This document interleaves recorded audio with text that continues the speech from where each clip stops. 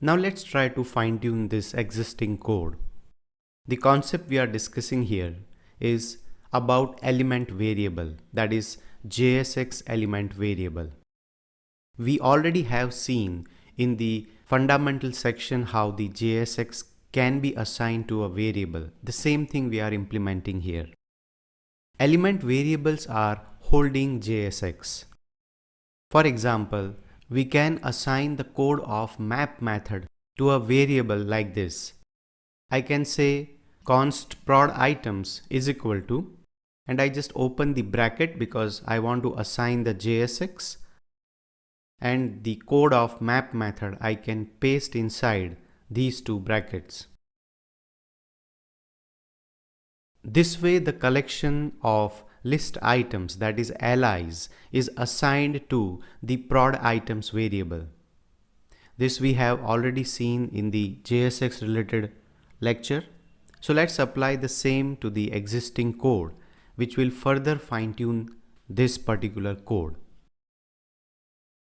I'll say const prod items is equal to, you see that I open the parentheses for JSX, and simply let me just cut this portion and paste it here.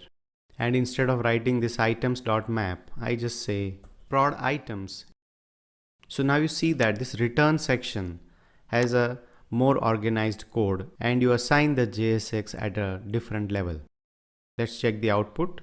I click the is admin. So this apple, banana, grapes and oranges, these list items are now part of this prod items variable.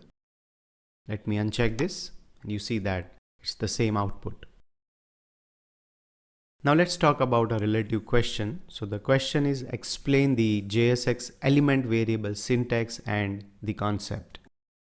The syntax is like this, where we have the prod items, for example, which is a variable, and you open the parentheses and in between you write the JSX, that is the HTML elements, and all those elements, bunch of elements, become part of prod items, that is the variable. So this is how we write it, and the concept here or the advantage of this is your code remains more organized. In a way, element variable also becomes a component which represents bunch of HTML elements.